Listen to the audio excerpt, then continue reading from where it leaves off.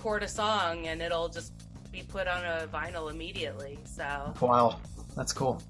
Yeah, so it's nice because you can only get a certain sound from streaming, and I know that, like, even when CDs are around, people were like, oh, records have a better sound, but I feel like now it's even more so people are really realizing it, especially the younger generation, which never had either, so.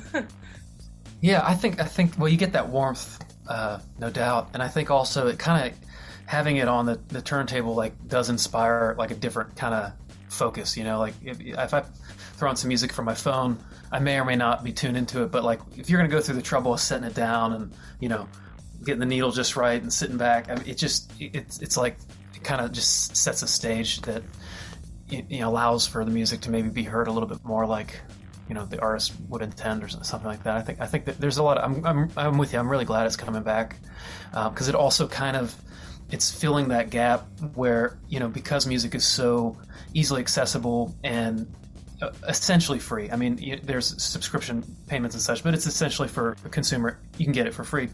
That has really, what is the word, like, commoditized. It's really made it devalues the product, Mm-hmm. But for music fans who want that value held or whatnot, they can go and get the vinyl.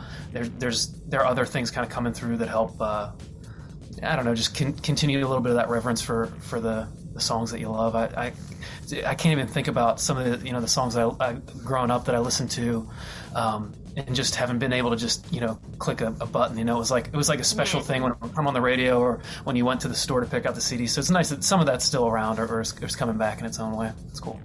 Yeah, I remember recording songs off the radio. So yeah, right. Just putting your blank cassette in there. You provided an EP soundtrack to Nicholas Sparks's novel. So how does that work? Excellent question. I've never heard of a book or a novel having a soundtrack. So. Yeah, I don't know that it'll ever be like a real smooth thing to explain, but yeah, the long story short is Nicholas Sparks, for folks who don't know who he is a best-selling author. He did the book, The Notebook, A Walk to Remember, Dear John. He's got like over 20 books and movies based on these books, and he was looking for a song to be written, like, inspired by his novel that came out in 2016, which is called 2x2. And through kind of a really crazy lucky situation and some real kindnesses along the way, my name got dropped in the hat, and they asked if I would, he and his team asked if I would write this song. And so I got this very lucky chance to, I got on the phone with him, talked about the story that he was writing, and then wrote this song. And essentially what he wanted to do is have a song that kind of encapsulated the themes that were in the novel, and then also he pulled some of my previous songs, and we built like a little EP as like a companion piece to the book. And then when folks got the book, they got a download link, and they could get a free download of the songs. And it was just kind of supposed to be like music in the spirit of the themes of the book, and in that way. So kind of something you could listen to while you read it, or just kind of take with you as a little extra value add to the novel. And it was very kind of him to pick me. I remain essentially an unknown act, but he kind of wanted to help lift up a musician that didn't have any huge reach or anything like that. And so I was lucky to be considered, and I got to go on the book tour, and just a lot of things that I still can't believe happened. And it was just a really lucky opportunity. But yeah, essentially I was kind of I wrote the song, and then he picked some other ones to kind of match the book. Yeah. That's so cool. Yeah, because like when I had initially read that you had done that, I'm just like, who's listening to that? But yeah, it's not like built into some of the music is in the audiobook, the version. Oh, I didn't even think of that. I'm not a big reader, so. Oh, it's okay. Yeah. I'm a podcast girl. Yeah, I love a good podcast. So when it came out, then I released those songs as like a an EP as well, so people could just kind of hear them as a standalone thing too. Very cool. Awesome. So your latest, I want to say single, but it's I would refer to it as an EP. Back to Me, that was released in November. And that contains two of the singles that we will be listening to today, Kamikaze and Back to Me. What was your inspiration behind those songs and that album? Well, EP, I guess. Yeah. Those are both of those, Kamikaze and Back to Me, are songs that are going to be on my record coming out in February. Okay. I'm kind of like slowly rolling out some of these songs toward the album. Back to Me is probably most simply put, it's just kind of it's like an apology song in a way. It's kind of an acknowledgement that the singer in the song is saying, like, I know I was wrong. I'd still like you to come back to me. I'm going to figure out how to not be wrong like this again, that kind of thing. It's essentially like a plea, I think. And then and Kamikaze is a ridiculous song about a ridiculous guy who is hitting on a girl who seems pretty reasonable. She's not interested in this guy, but he doesn't seem to pick up on any of the cues, so he just keeps going. And that's it. Kamikaze, I just wanted to write like a really fun song. Everything going on in the world, we can make a list, but it's just been like, as everyone knows, insane lately. And I just was like, I wanted to stubbornly put out something like upbeat and fun despite it all. And so Kamikaze is kind of that. It's not a serious song. It's just for fun, and it was fun to make it. So it's just kind of, it's this guy fumbling through hitting on a girl and not doing too great. Right. And then you also have the song Vacation on there. What would you like to say about that song? Vacation is, it's funny. Kamikaze could be interpreted as kind of a dark title, but it's a really upbeat song. Vacation, kind of a nice, positive title, pretty dark song. Vacation is about taking like the negativity in life, and it almost sounds like a murder song, Raffy. I say the main line is in the chorus is give me all the names of your haters. I'm gonna put them with mine in a room in my basement. One day I'm gonna fill that room with insulation, list that house, and leave for vacation. So I'm basically saying, like, I'm gonna take everybody that's but it's a metaphor for just take all the negativity in your life, box it up, and ship it away, essentially. You could also almost make this like a story thing, start off with Kamikaze, and then, at the end, the guy gets the girl, and then he comes up with Vacation, and he's like, you know what? I'm going to murder everybody you don't like. And then just end with Back to Me. Like, I'm sorry. I didn't mean that. I'm not actually a murderer. I got to say, you're very onto something. You really are. So in addition to those three songs, how many more tracks are you going to have on your upcoming record?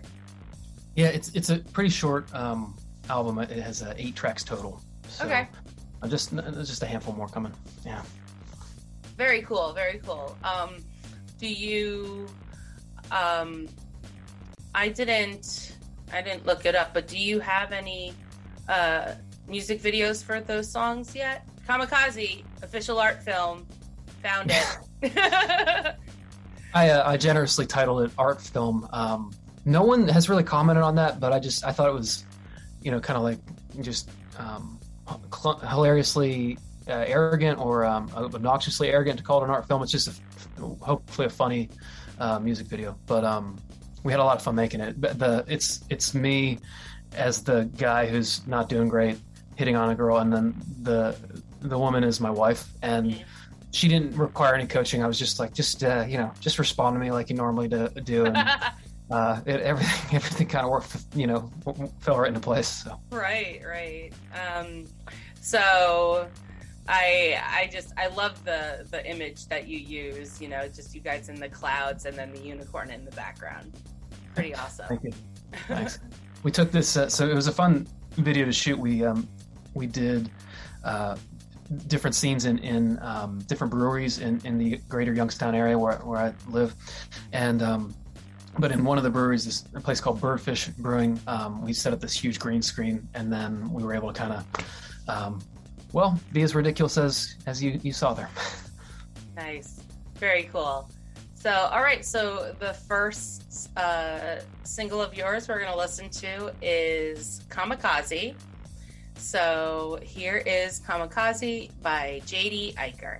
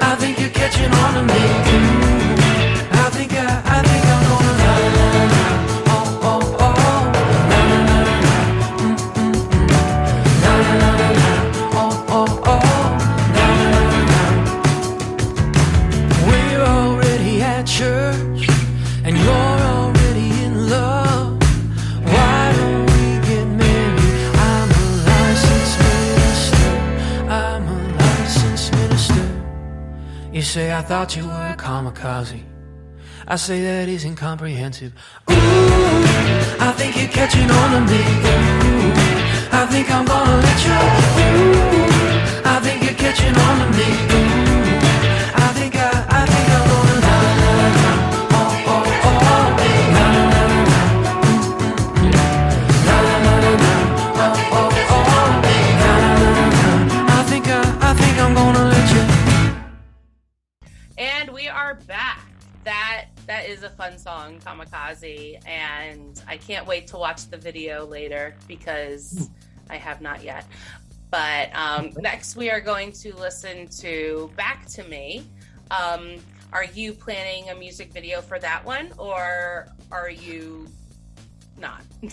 Yeah, well, not a formal music video. We did for my group. It was kind of unconventional, but we in the room I'm sitting in here, my little basement studio situation, we put one microphone up in the room, and then we situated ourselves, like we kind of mixed in the room, so like the drummer was farthest away, and I got closer for singing, etc. And we just kind of set up around this microphone and recorded a one-take video of it. So we have a friend of mine, his name's Jack. He's a really wonderful video guy, and he came in and just kind of caught a video of us playing it live, no frills, just in the room. And then so we put out a video like that. So it's kind of, it would be the opposite of a formal music video. It's very low frills, live.